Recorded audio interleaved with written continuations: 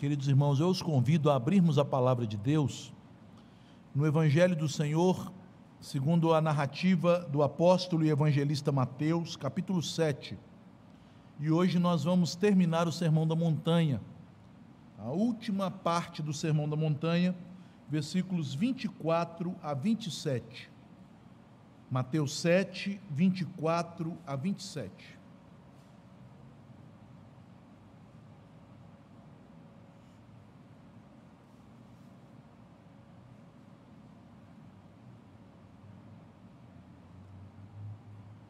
Assim diz o Senhor Jesus: todo aquele, pois, que ouve estas minhas palavras e as pratica, será comparado a um homem prudente que edificou a sua casa sobre a rocha. E caiu a chuva, transbordaram os rios, sopraram os ventos e deram com ímpeto contra aquela casa, que não caiu, porque fora edificada sobre a rocha. E todo aquele que ouve estas minhas palavras e não as pratica, será comparado a um homem insensato, que edificou a sua casa sobre a areia. E caiu a chuva, transbordaram os rios, sopraram os ventos e deram com ímpeto contra aquela casa, e ela desabou, sendo grande a sua ruína. Queridos, nós chegamos ao final do Sermão da Montanha. E aqui nós temos a última aplicação de Jesus, das 3 aplicações que ele faz de todo este sermão. O tema do sermão é a respeito do reino dos céus, do reino que Jesus veio inaugurar, o domínio da graça de Deus sobre as pessoas que são alcançadas pela obra do Redentor, que é Jesus. E ao falar do reino aqui neste sermão, Jesus ele focaliza na descrição de quem são os cidadãos do reino e a maneira como eles devem viver para cumprir sua missão no mundo, para agradar o Pai celestial que os salvou, que lhes concedeu a bem-aventurança da vida eterna. Jesus, então, após falar várias verdades acerca do reino de Deus, dos cidadãos do reino, de sua vida e de sua missão, ele encerra a sua pregação na montanha com 3 aplicações, iniciando ali no verso 13. E estas 3 aplicações, meus irmãos, elas nos chamam a atenção para as escolhas que nós tomaremos diante das palavras do Evangelho de Jesus. Diante do Evangelho nós não podemos ficar neutros, nós temos que fazer escolhas, e a passividade, a neutralidade já é uma escolha, é escolher não escolher a Cristo, é escolher não obedecer, não seguir a Jesus. Primeiramente, Jesus trata da escolha inicial, que é representada pela porta estreita, pelo caminho apertado. Então ele nos chama a seguirmos e a escolhermos a vida de discipulado, a vida de uma fé que renuncia à própria vontade para buscar e fazer a vontade do Pai. Em segundo lugar, na série de sermões que eu preguei sobre os falsos profetas, do verso 15 a 23, Jesus nos chama a escolher os guias, as pessoas que nós ouviremos, aqueles que serão influências sobre a nossa vida, guias que sejam instrumentos de Deus para nos ajudarem a ficarmos firmes no caminho que conduz à salvação, e ao mesmo tempo evitarmos os falsos guias que serão instrumentos do diabo para incitarem a nossa carne a andar num evangelho de um caminho largo, de um evangelho mundano. E nessa última aplicação do sermão que eu acabei de ler, a partir do versículo 24, Jesus nos chama a escolher o modo de conduzir a nossa vida, o modo de caminhar, o modo de constituir as bases da nossa vida cristã, da nossa vida de discípulos. Isto é, qual a maneira que nós vamos aplicar, com qual intensidade nós vamos viver e experimentar todas estas verdades do Evangelho que o Senhor Jesus nos ensinou. Mas, meus irmãos, percebam que nessas 3 aplicações, Jesus está tratando de um mesmo tema, como se ele fosse um diretor de cinema, um cineasta, filmando uma mesma cena com tomadas de câmeras diferentes. Ele dá um close, ele filma de forma panorâmica, ele amplia a cena. Todas estas aplicações sobre as escolhas mais importantes da vida, a escolha pelo caminho, a escolha dos guias, a escolha do modo de caminhar, tratam do tema da obediência ao Evangelho, de uma fé que não é simplesmente uma profissão de fé dos lábios para fora, mas de uma fé que transforma a nossa vida e nos leva a uma conduta de obediência, de fidelidade, uma fé que nos faz seguir realmente ao Senhor.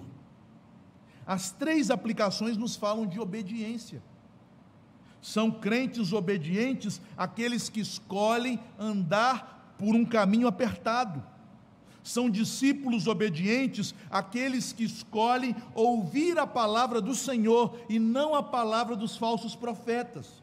E da mesma forma, são crentes e filhos de Deus obedientes aqueles que escolhem não apenas ouvir, mas também estabelecer com esforço, com trabalho, fundamentos de obediência prática, para poderem ficar firmes durante as provações, durante as horas difíceis da vida. Quando tratamos especificamente dessa terceira escolha, Jesus, ao fazer esta última aplicação do sermão, ele trata sobre o perigo de buscarmos e desejarmos apenas os benefícios do Evangelho, apenas as bênçãos da obra da salvação, sem nos esforçarmos para produzir frutos de uma fé genuína. O crente obediente não é apenas aquele que ouve a pregação verdadeira, evitando os falsos profetas, mas é aquele que, ao ouvi-la, a coloca em prática em todas as áreas da sua vida.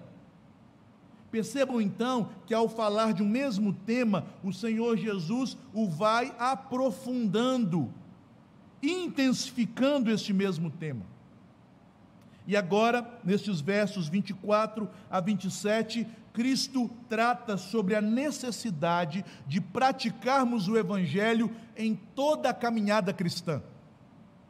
Esta é a verdade central do texto, a necessidade de praticarmos o Evangelho em toda a jornada da vida cristã. Jesus nos fala desta extrema necessidade, apresentando aos crentes aqui, por meio de uma parábola, de uma história, alguns contrastes. Ele vai contrastar o crente que pratica as verdades do Evangelho com aquele crente que não as pratica.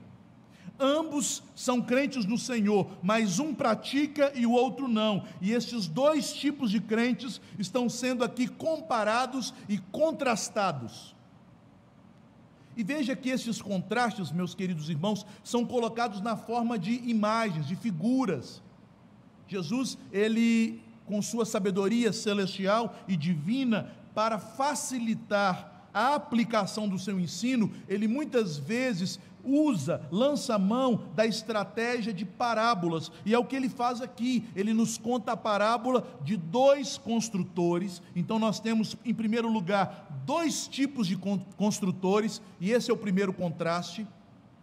Depois ele vai nos falar de 2 tipos de casas, esse é o segundo contraste. E por fim, ele nos fala de 2 tipos de terreno ou de solos. São 3 contrastes que nós encontramos nesta parábola do Senhor. Vejamos primeiramente os 2 tipos de construtores. Existe aqui um construtor que a Bíblia diz que é um homem prudente, palavra que na língua original significa também alguém que é sábio. Não apenas alguém que é inteligente, mas alguém que tem capacidade de tomar as decisões certas, de colocar em prática a vontade de Deus. Este é o construtor prudente, que põe em prática as palavras de Cristo, conforme nós vemos no verso 24.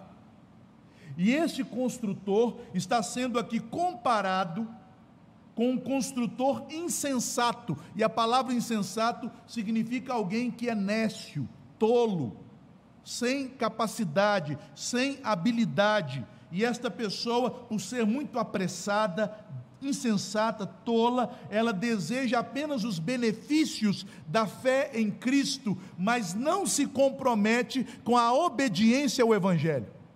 Ele ouve e não pratica.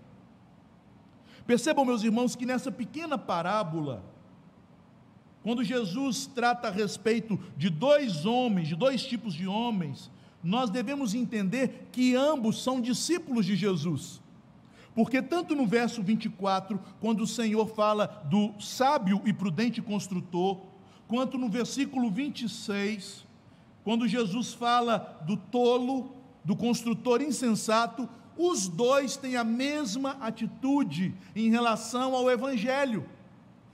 Ambos ouvem as palavras de Jesus. E o ouvir aqui na língua grega significa não apenas captar os sons pelo sentido da audição, mas significa se atentar, compreender, prestar atenção. Este é o sentido da palavra original. Me perdoem. Podemos identificar então esses dois construtores como servos de Jesus, principalmente por aquilo que eles têm em comum. E ao compararmos os dois, nós veremos que as diferenças, elas não são muito claras, não são muito notáveis. As diferenças são sutis, não estão óbvias. Mas vejamos em primeiro lugar as semelhanças. Primeiramente, os dois ouvem a palavra de Jesus, e por ouvir a palavra de Jesus, os dois homens desejam a mesma coisa. Ambos desejam o mesmo tipo de vida, que é aqui significada, expressada pelo fato deles construírem uma casa. E para que alguém constrói uma casa?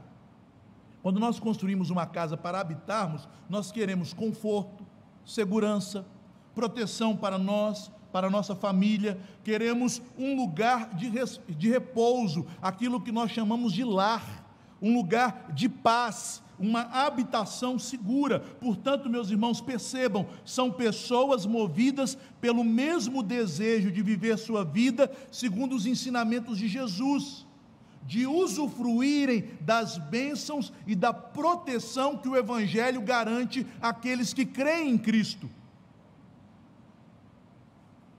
Outra semelhança importante entre esses dois homens é que não apenas eles escolhem o mesmo modo de vida, construir uma casa baseada na palavra de Jesus, no Evangelho, buscar segurança e habitação na presença de Deus é o sentido da figura, mas eles constroem no mesmo lugar.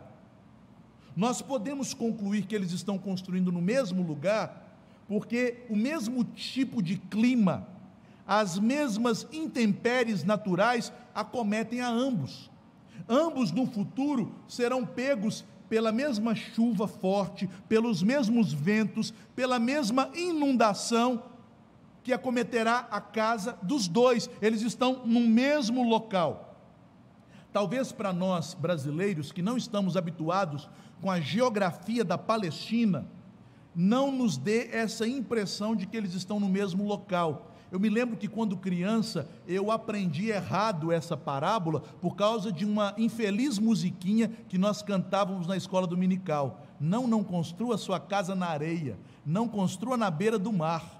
Mesmo que pareça chique, é impossível que ela fique, a tempestade vai derrubar. Eu já cantei muito isso, e aí eu imaginava que estes homens estavam construindo em lugares diferentes. Um escolheu uma casa na beira da praia, à beira do mar, uma casa de veraneio, uma casa recebendo a brisa deliciosa do Mediterrâneo. Enquanto o outro construiu numa pedra, numa montanha, em um lugar firme. Mas vejam, o mesmo tipo de inundação, de clima, de chuva atinge as duas casas, porque ambos estavam construindo no lugar mais propício na Palestina. É aquilo que os estudiosos da geografia bíblica chamam de Uadi, e os palestinos chamam assim, Uadi. O que é isso? Meus irmãos, a Palestina é uma terra árida, E na temporada de seca, muitos rios menores, córregos, arroios, afluentes, eles secam totalmente. E aqueles vales onde o leito do rio corria se torna um lugar seco, porém um lugar que ainda tem no subterrâneo água. Passa por baixo daqueles leitos secos lençóis freáticos, então naqueles vales se formam matas, semelhantes ao que nós vemos no cerrado, as veredas do cerrado. É isso que acontece nesses lugares que são rios intermitentes. Portanto, os habitantes da Palestina preferem construir próximo a estes uades, a estes lugares que são leitos secos de rios, que secam no período de seca, mas que no período de chuva, os rios voltam a correr ali. Eu não sei se vocês já viram imagens na TV ou na internet de como estes lugares rapidamente, de forma quase que instantânea, são tomados por rios quando a chuva que vem do Mediterrâneo desce sobre a Palestina. Lugares secos, e de repente a chuva vem e um rio se forma quase que do nada. Nestes lugares, então, há um ambiente agradável, propício, porque as terras no entorno são desertas, mas ali é possível cavar um poço, estabelecer uma casa, colocar seus animais para pastar, ter uma pequena lavoura, portanto um lugar agradável. A ideia aqui, meus irmãos, é que eles constroem baseados na palavra de Cristo, porque a palavra de Cristo promete coisas agradáveis, bênçãos aprazíveis, coisas que falam ao coração do homem. Então eles descansam, constroem sua casa, constroem um lugar de habitação e de segurança no vale onde Cristo se encontra. Mas vejam, meus irmãos, que Jesus deixa claro que estes mesmos lugares de segurança, lugares de vida, lugares que em meio a uma região desértica ainda pode ser um local propício para manutenção da vida, são locais perigosos na temporada de chuva. Porque de repente, quando os ventos fortes vêm do mar Mediterrâneo, trazendo a sua umidade, aquelas localidades podem ser tomadas pelas águas, e as casas que ali são construídas são açoitadas pelos ventos. A ideia que o Senhor Jesus quer nos comunicar com esta figura é que, embora a presença do Senhor na nossa vida, neste mundo, seja confortante, reconfortante e abençoadora, ela não nos livra dos perigos, das provações e das dificuldades próprias deste mundo. Ele pode nos proteger nestas dificuldades, mas não nos privar de passar por elas. Entendam isso. Ambos os homens passarão por isto. Ambos os construtores, estando na presença do Senhor, porque ouvem a sua palavra, buscando as bênçãos do Senhor, porque constroem no mesmo local, passarão por adversidades. Mas vejam, com estas duas semelhanças, da construção da casa em um mesmo local, fica claro um importante detalhe da parábola para o qual Jesus chama a nossa atenção. As diferenças entre um crente verdadeiro e aquilo que os puritanos chamavam de pseudo-crente, falso crente, o crente nominal, aquele que professa a fé em Jesus, mas que não foi transformado pelo Espírito Santo. Estas diferenças não são visíveis ou óbvias, elas não são facilmente identificadas a olho nu. Na verdade, meus irmãos, a diferença entre um crente verdadeiro e um falso crente é algo extremamente sutil. Quando nós observamos a mera aparência externa, essas duas pessoas são absolutamente iguais. São membros de igreja, creem no Evangelho, ouvem as palavras de Jesus, constroem sua vida baseados no Evangelho, desejam as mesmas bênçãos que são decorrentes da salvação, e por aí continuaríamos enumerando características iguais. Porém, a diferença entre esses dois homens só pode ser descoberta pelo resultado que haverão de colher das suas construções, do tipo de vida cristã que eles têm levado no dia da adversidade. A provação haverá de revelar quem é o crente verdadeiro, quem é o falso crente. Quando chegarem estas provações, quando sobrevierem sobre a vida do crente as enchentes, quando os ventos soprarem contra as paredes da vida espiritual de um crente e as águas derem contra a casa de cada um deles, ficará revelada a diferença radical entre eles. As provações revelam quem é verdadeiro servo de Jesus. Certo pregador disse uma vez que o mesmo fogo que derrete a vela é o fogo que endurece o barro. Há pessoas que diante da mesma provação se endurecem, enquanto outras se quebrantam. Jesus então nos conta essa parábola para que possamos identificar com clareza que tipo de crentes nós temos sido. Meus irmãos, o Senhor que ama o seu povo, Ele quer que entendamos primeiramente que todos nós passaremos por provações nesta vida, e principalmente que todos nós compareceremos diante do tribunal de Cristo no dia do juízo. É por isso que o Senhor nos avisa de antemão, para que nós não sejamos surpreendidos com uma surpresa terrível e desagradável. Quantos crentes, baseados neste evangelho de nossos dias, neste evangelho raso, de triunfalismo, têm se decepcionado com Cristo nas provações? E quantos ainda não terão uma decepção maior com Cristo no tribunal do juízo final? Jesus então quer que façamos este exame da nossa própria vida e coração à luz desta última aplicação. Que tipo de construtor temos sido? Qual tipo de vida cristã temos edificado para nós? Porque aqui nós vemos a profunda diferença entre esses dois construtores. A um deles o Senhor chama de prudente, de um homem sábio. Ao outro o Senhor chama de insensato, isto é, um homem tolo. E este é o mesmo tipo de distinção comparativa que aparece por todo o livro de Provérbios.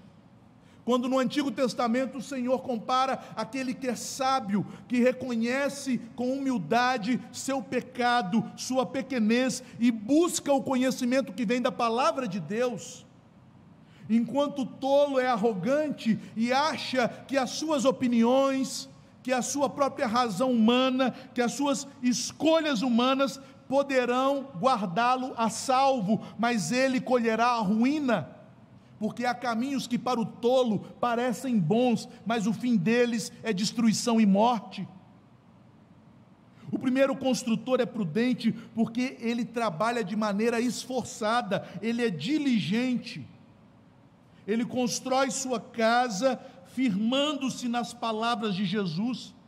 Ele é um homem que antevê os problemas, ele não quer ser enganado e nem mesmo se engana. Ele sabe, no mundo tereis aflições, então ele já antevendo os problemas, ele se prepara para eles. Ele está preparado para enfrentar as dificuldades e agruras da vida. Meus irmãos, quantos crentes não se preparam para o dia da morte? Em vez em quando eu aviso os irmãos, sabia, um dia você vai morrer. Não foi em 2020, pode ser em 2021, pode ser em 2050, um dia você vai morrer. Você está preparado para quando o Senhor te chamar? Mas o homem prudente, ele se prepara para todo tipo de intempéries da vida, porque ele sabe que um dia ele haverá de comparecer na presença do Senhor e terá que prestar conta da sua vida. Já o tolo é aquele que ouve o que o Senhor diz, contudo ele não se aprofunda, ele não se firma nas palavras de Jesus, ele contenta-se com as promessas de bênçãos. do Evangelho, e ele não se esforça por alcançar uma fé prática, uma fé que trabalha, uma fé operosa. São estas, meus irmãos, as características que diferenciam os dois construtores, e elas vão ficando mais evidentes pelaquilo que eles fazem, porque, conforme nos diz um ditado, um homem é a sua obra. Quer conhecer uma pessoa, não dê tantos ouvidos ao que ele diz, porque há gente que fala demais e faz muito pouco, já percebeu? Veja o que ele faz. E esse ditado coaduna com a palavra de Jesus. Jesus diz que a sabedoria é justificada pelas suas obras. A sabedoria de alguém é demonstrado por aquilo que alguém estabelece, constitui e constrói em sua vida. E agora nós entramos em um segundo contraste: as obras destes dois homens, aquilo que cada um deles realizou. Isso é demonstrado pelos dois tipos de casas. Uma casa projetada para enfrentar as diversidades, e, em contrapartida, uma casa feita para ser simplesmente um local de bem-estar, de prazer. Primeiramente, meus irmãos, esta figura da casa, da habitação, do edifício, é uma figura, uma metáfora extremamente comum nas Escrituras, e serve para designar a vida espiritual de alguém.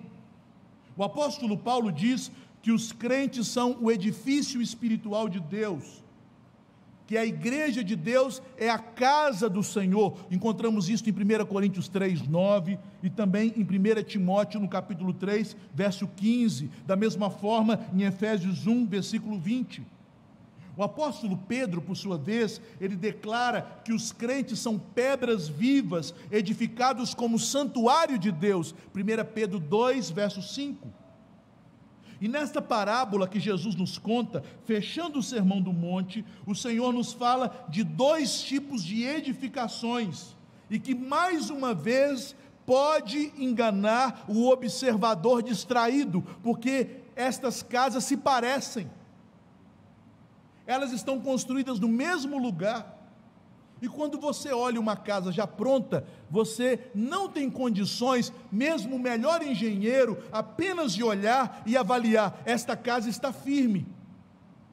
Para que o engenheiro diga isso, ele tem que fazer algumas sondagens, ele tem que fazer alguns exames mais minuciosos, porque depois que a obra está feita, é muito difícil saber, mesmo que ela demonstre alguns indícios, mas é muito difícil saber se ela vai suportar as dificuldades ou não, ainda mais quando as construções são maquiadas, são embelezadas, são adornadas com fino acabamento. Na parábola, então, Jesus nos mostra que a diferença destas casas, embora sejam tão semelhantes, é uma diferença radical, porque se encontra nos alicerces. E é isto que o Senhor quer que entendamos nesta parábola. Uma casa, ela é construída de forma firme, porque o seu construtor foi um homem sábio e prudente, e agindo com sabedoria, ele trabalha e se esforça muito mais no alicerce do que no levantar as paredes e dar acabamentos. Isso não está tão explícito aqui em Mateus, no capítulo 7, mas quando Lucas nos conta esta parábola, em Lucas 6, 47 e 48, ele deixa bem claro que este é o sentido da parábola.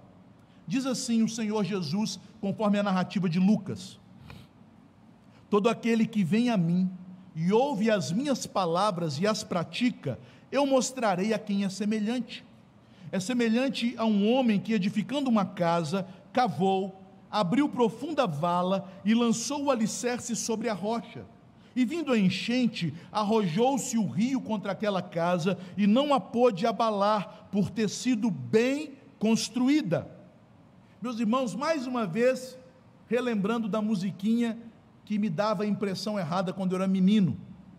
A impressão que nós temos ao ler a parábola é que a pessoa chegou em um terreno e ele percebeu: aqui é uma pedra, eu vou construir aqui, e aí ele passa a construir em cima daquela pedra.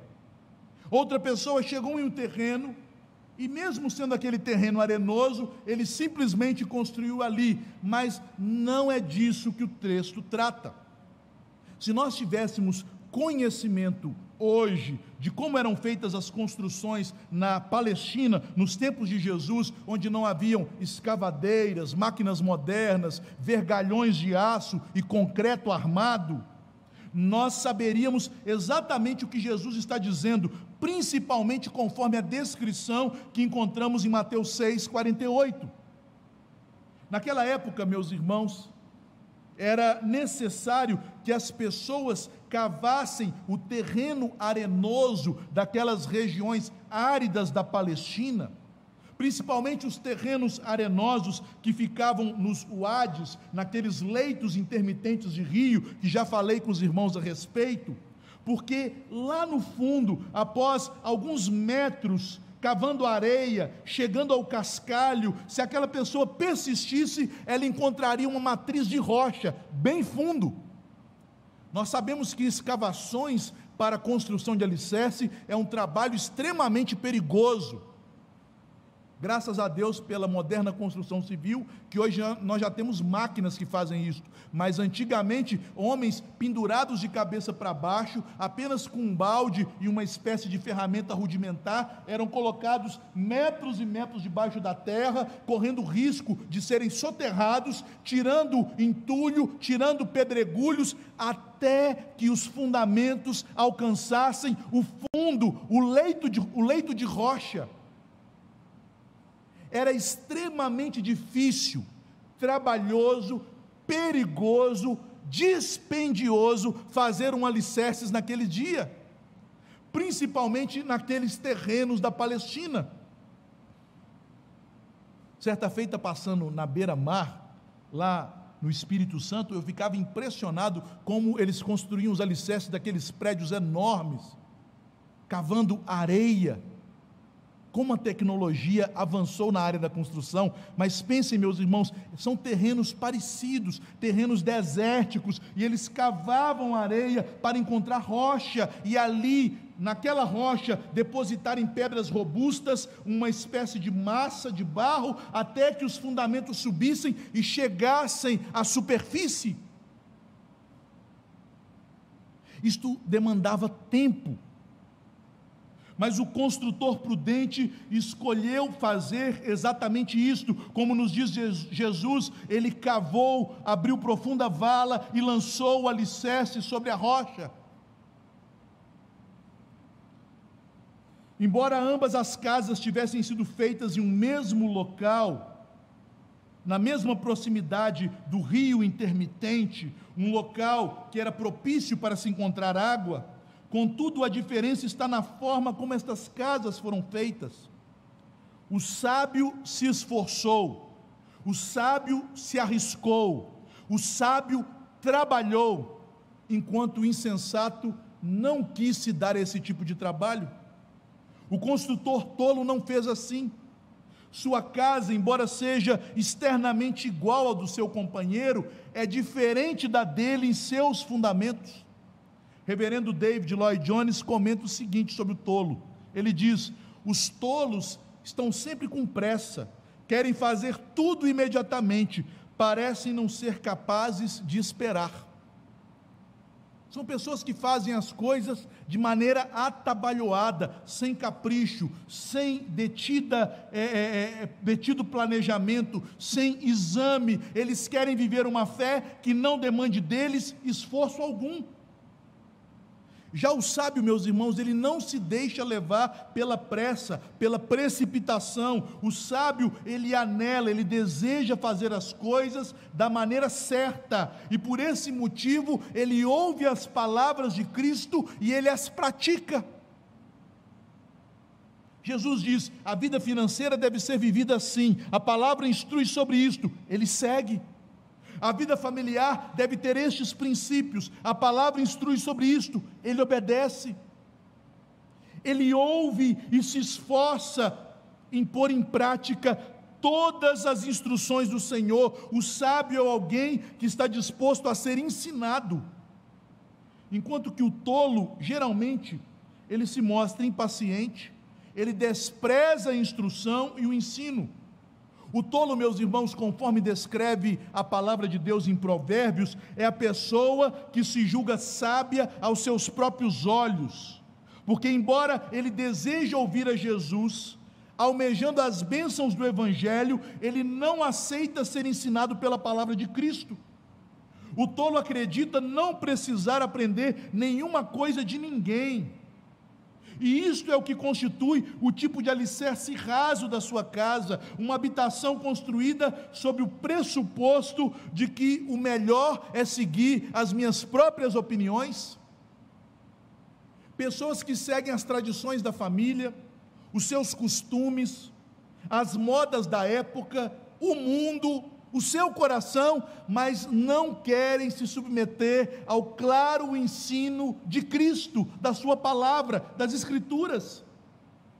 Porque o tolo é alguém que acha que já sabe de tudo,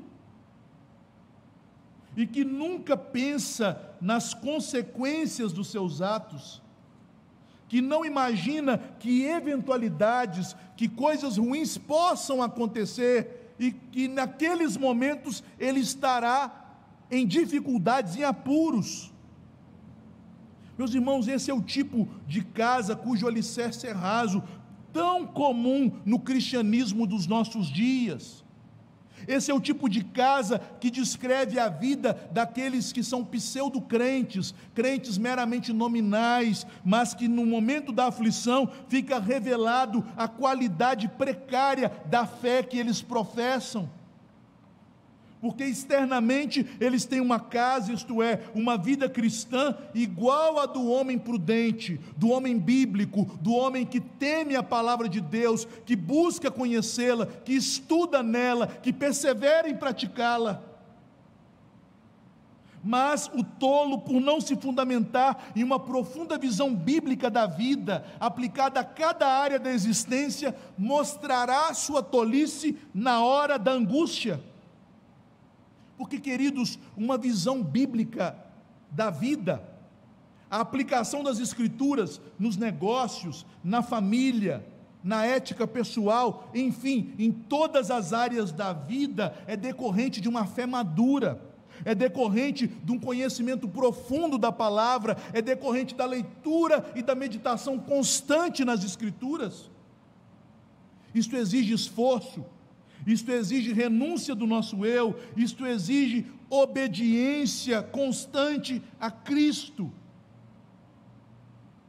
O tolo não está disposto a viver assim. E então nós chegamos no último contraste, na última comparação. Jesus nos mostra porque a casa do tolo, do insensato, não subsistirá nas provações, enquanto que a casa do homem prudente permanecerá firme no dia mau. O motivo se encontra nos dois tipos de fundamentos, a areia e a rocha. A areia, ou terreno arenoso, representa uma vida cristã fundamentada no coração humano, nas escolhas pessoais. Já a rocha representa a vida cristã fundamentada em uma visão de mundo bíblica, na prática e na conduta pautada pela Bíblia em todas as áreas da vida. A diferença entre o crente sábio e o falso crente, o pseudo-crente, que é também chamado de tolo e insensato, encontra-se no tipo de terreno em que eles edificaram os alicerces que arrimam, que dão sustentação à vida cristã, à casa deles.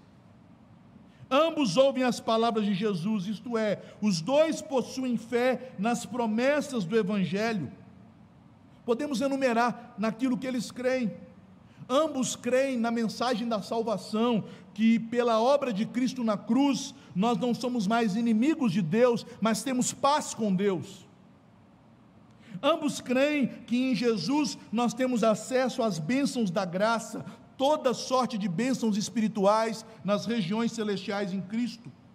Ambos querem o consolo do Espírito Santo, querem orientação para suas escolhas, para a sua vida.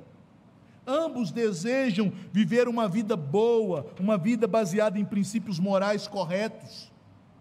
Ambos também almejam experimentar o poder de Deus. Lembrem-se, meus irmãos, os falsos profetas que serão desmascarados e sentenciados ao juízo no último dia, eles experimentam o poder da glória do Senhor. Judas Iscariotes, como um dos 12 apóstolos, também realizou milagres. É interessante que também estes dois tipos de homem podem desejar autoridade e proeminência na igreja. Quem aspira ao episcopado, excelente obra almeja, mas há aqueles que almejam para a sua própria vanglória, tal como fez Simão o mago, conforme está em Atos capítulo 8. Mas principalmente estes dois tipos de construtores, estes dois tipos de crentes, querem o céu. São pessoas que temem e acreditam na realidade do inferno e não querem fazer parte desta realidade terrível, e eles desejam o paraíso, eles desejam o céu. Contudo, o sábio, ele busca um cristianismo não apenas pelas suas bênçãos, mas ele busca a fé cristã em sua plenitude. O sábio, ele deseja que a sua fé venha modificar toda a sua forma de vida, que a sua fé seja um dom precioso da graça de Deus, que o leve a viver, a agir, a andar de acordo com a vontade de Deus, em obediência a Deus. Já o tolo, ele busca a Deus para que a sua própria vontade seja feita. Então nós vemos que o cristianismo está cheio de insensatos e tolos em nossos dias, pessoas que vão à igreja não para ouvirem o que Deus quer delas, mas para dizerem a Deus o que elas esperam dele. Eu quero isso, eu quero aquilo, como se Deus fosse o Papai Noel e o culto fosse a reunião para fazermos a cartinha com a lista de presentes.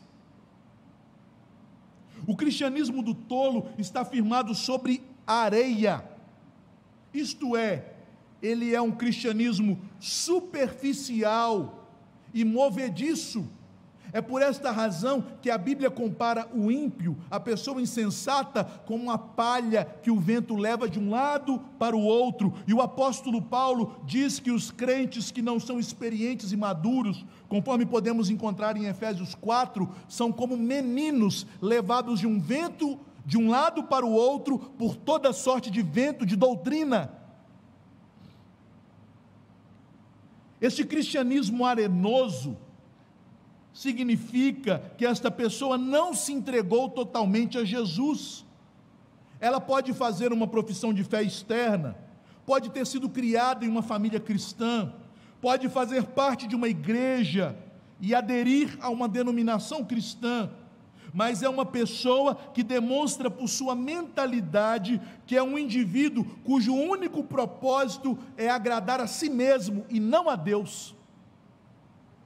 Ele faz todas as coisas, inclusive em sua vida espiritual, girar em torno da sua pessoa. Por isso ele concentra toda a atenção naquilo que lhe parece agradável, atrativo.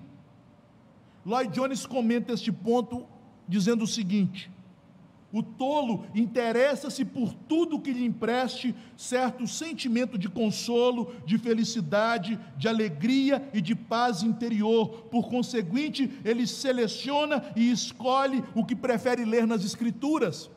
É aquelas pessoas que você pergunta: meu irmão, o que você está lendo na Bíblia? Estou lendo Provérbios, pastor. E quando terminar, o que você vai ler? Vou ler Salmos. E quando terminar Salmos, eu volto para Provérbios. No muito eu leio os evangelhos. Pessoas que fazem da Bíblia uma caixinha de promessas, elas selecionam os versículos que lhe agradam, elas buscam as coisas que lhe apetecem, que trazem satisfação e alento ao seu coração. Quando a Bíblia foi nos dada, meus irmãos, para ser pregada integralmente, certa feita uma pessoa reclamou comigo: o senhor não está pregando palavras de consolo. Mas meus irmãos, eu prego o evangelho versículo por versículo. Quando tem palavra de consolo, eu prego a palavra de consolo, mas quando é exortação, ensino, advertência, eu prego sequencialmente, de acordo com o volume de conteúdos que Deus colocou na palavra. Se eu fosse escolher, eu pregaria do amor de Deus 365 dias do ano.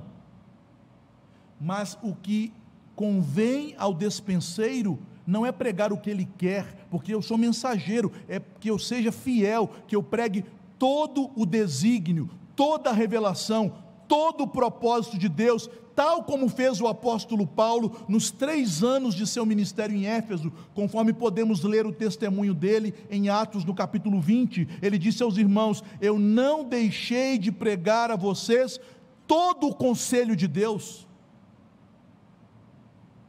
Mas o crente tolo, ele nunca se dará ao trabalho de estudar a palavra do Senhor. Pessoas que nunca abriram um comentário bíblico, que leem a Bíblia sem um dicionário ao lado. Meus irmãos, será que nós temos um português machadiano, que nenhuma destas palavras que encontramos na Bíblia estão fora do nosso grandioso vocabulário?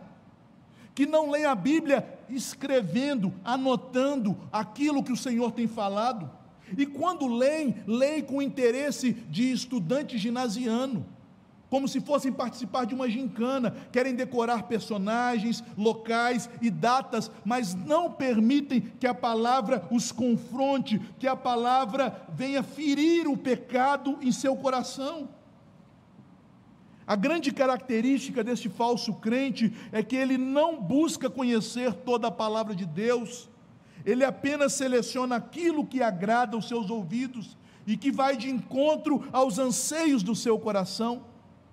É por isso que o apóstolo Paulo, falando dos ouvintes do Evangelho nos últimos dias, ele declara a Timóteo: saiba de uma coisa, Timóteo, que nos últimos dias os homens não darão ouvidos às sãs doutrinas, mas cercar-se-ão de mestres que falarão segundo as inclinações da sua própria carne, tendo como coceira em seus ouvidos.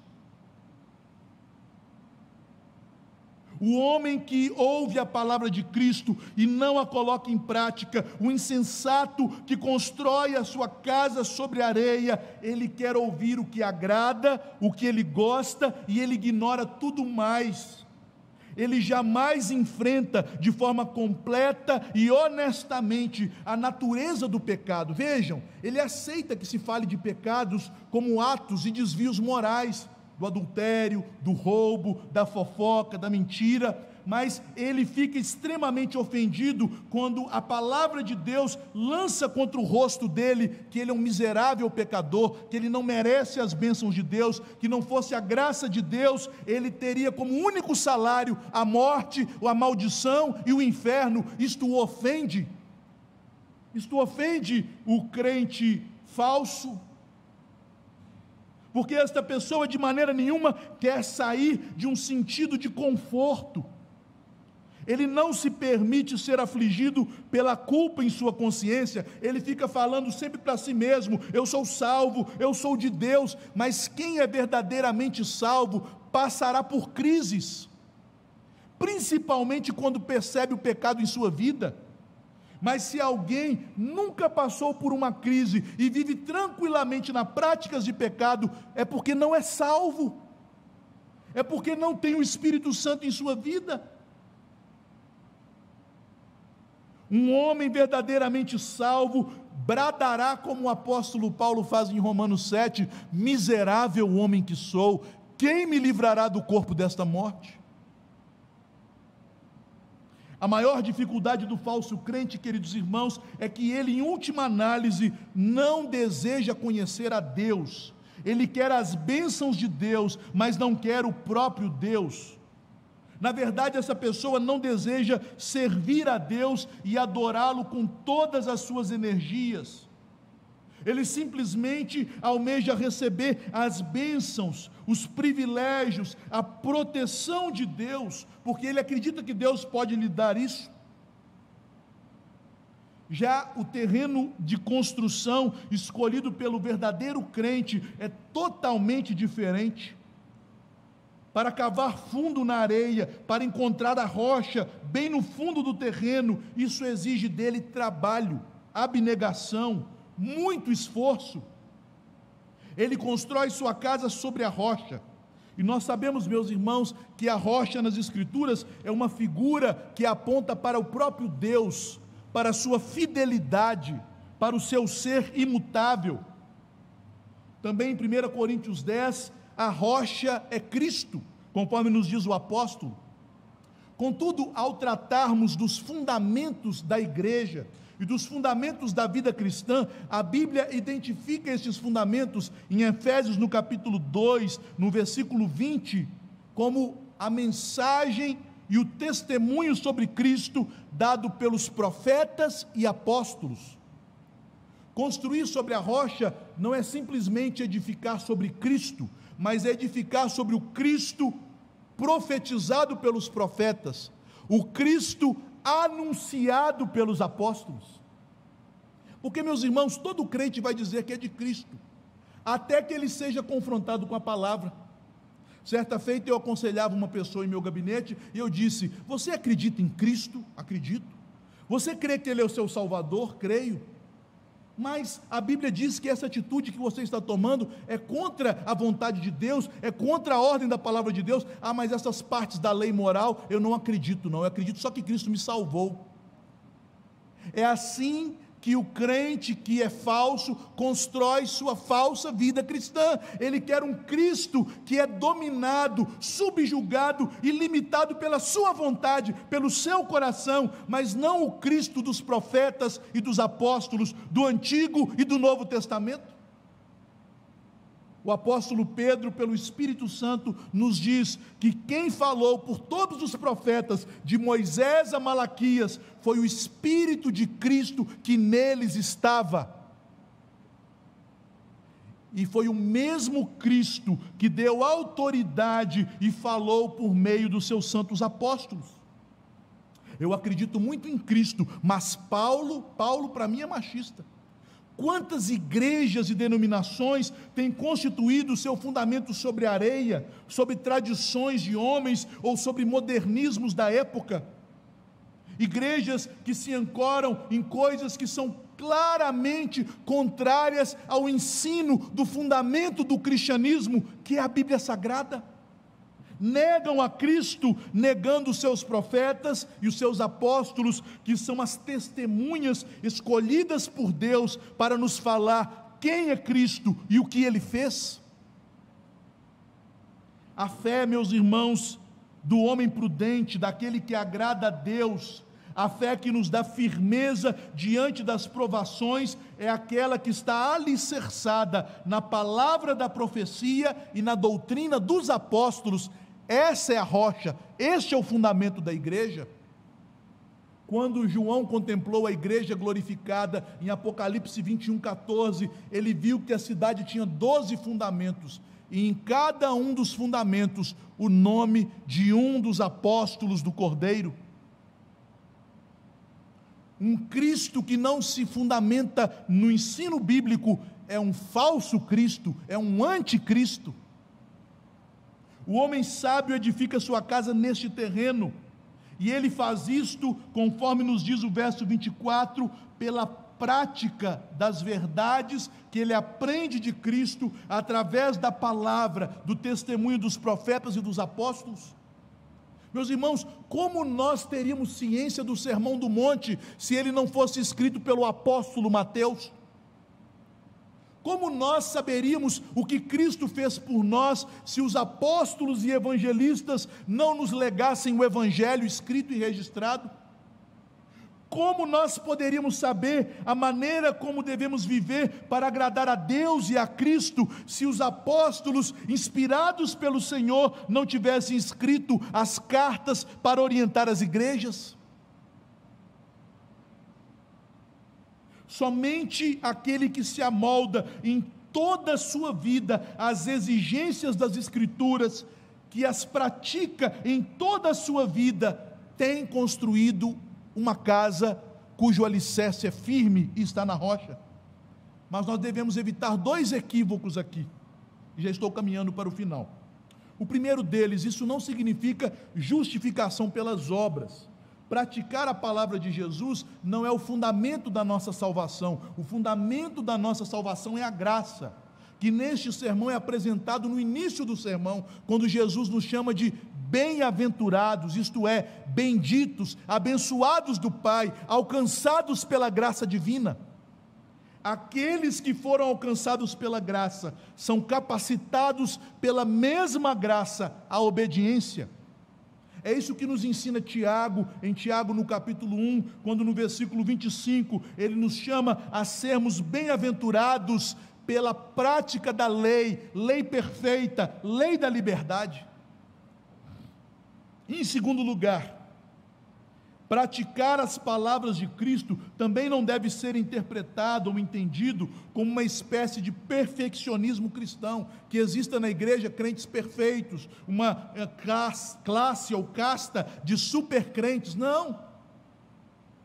Embora a exigência de Deus para todo cristão, para todo servo é que seja perfeito, foi isso que Deus disse a Abraão em Gênesis 17: Abraão, anda na minha presença e ser perfeito. É a exigência de Deus. É isso que nós encontramos no Sermão do Monte, em Mateus 5,48. Portanto, sede vós perfeitos, como perfeito é o vosso Pai que está nos céus. Temos que afirmar com o apóstolo que nós fomos alcançados para a perfeição, mas ainda não a obtivemos. E se alguém diz que não tem pecado, este tal é mentiroso, e a verdade não está nele. A Bíblia claramente nos ensina que mesmo convertidos, mesmo buscando uma vida de fé e obediência, nós permanecemos pecadores, carentes da graça divina. Então, o que Jesus quer nos ensinar aqui é o mesmo que nos ensina o irmão de Cristo, o discípulo Tiago, a respeito dos frutos da fé, quando ele declara em Tiago 2,26, a fé sem obras é morta. É mesmo o que ensina o apóstolo Paulo aos Gálatas, declarando que a nossa fé deve operar pelo amor. É o mesmo que também ensina o apóstolo Paulo aos Colossenses, ou melhor, aos Tessalonicenses, louvando a Deus pela vida deles, na primeira carta, no capítulo 1, no versículo 3, pela operosidade da vossa fé. Uma fé que não é acompanhada de obras de obediência, não é uma fé autêntica, porque está morta. A vida de fé jamais será uma vida fácil.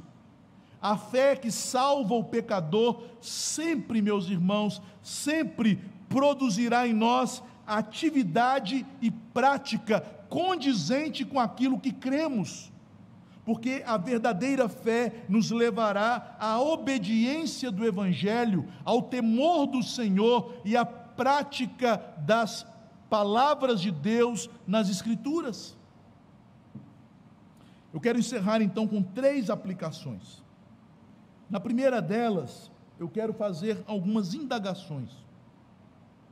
E com essas indagações eu pretendo levar os irmãos a meditarmos sobre que tipo de edificação, de construção espiritual temos feito com nossa vida. A primeira questão que eu coloco é a seguinte, meus irmãos: como posso saber se sou um homem prudente ou se sou um insensato? E as perguntas que eu vou colocar aqui em diante, ou daqui em diante, vão iluminar essa questão na sua mente.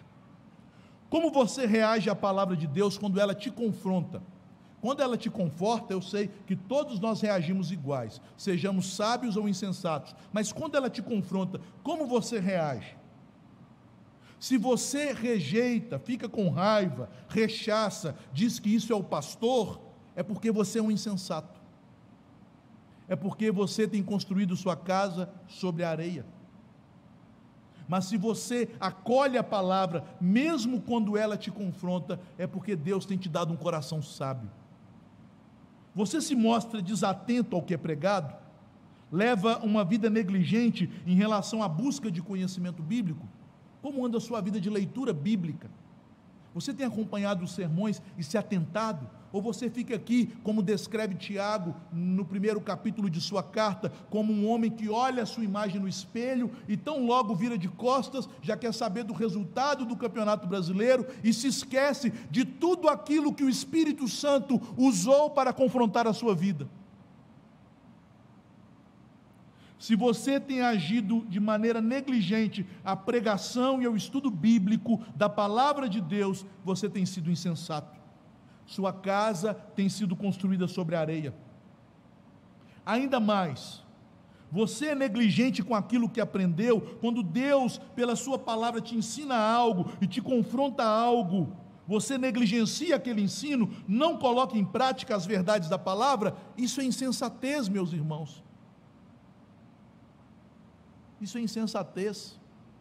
A Bíblia claramente nos ensina verdades, nós entendemos aquelas verdades, mas endurecemos o coração e a serviço e não as colocamos em prática. Como você tem, e esta é a última indagação, como você tem recebido a disciplina do Senhor?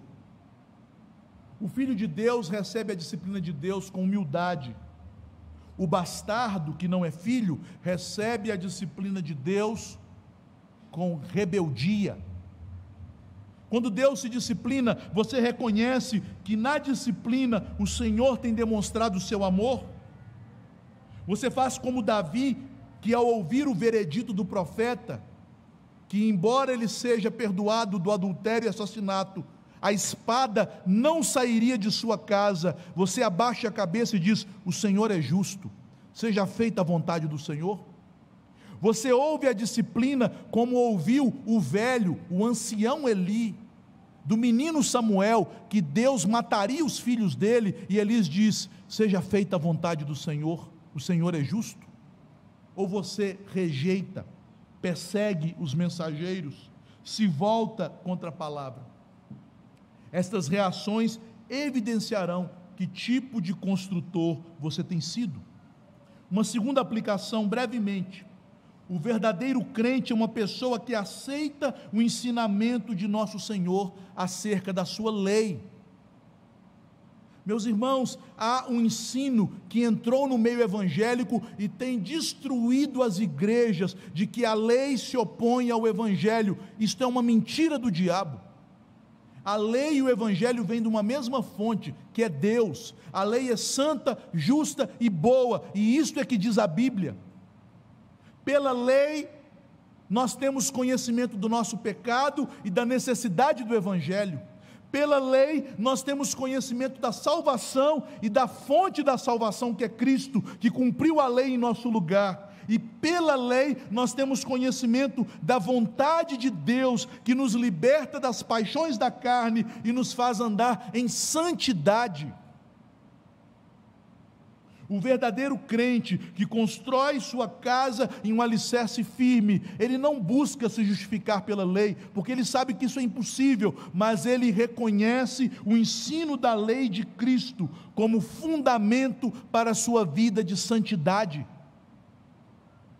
E em terceiro e último lugar, meus irmãos, todas estas aplicações finais do Sermão da Montanha nos mostram que é inútil uma mera profissão de fé sem uma fé verdadeira, que pratique a palavra de Deus, que viva de acordo com o Evangelho.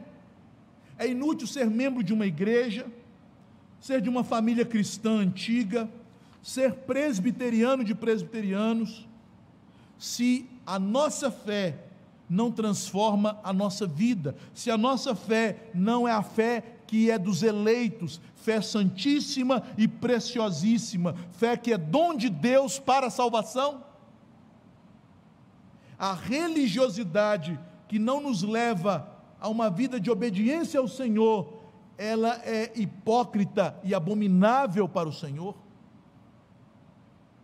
O Senhor Jesus Cristo, por todo este sermão, denunciou esse tipo de religiosidade hipócrita e nos chama a buscarmos um verdadeiro avivamento espiritual, uma vida de fé sincera.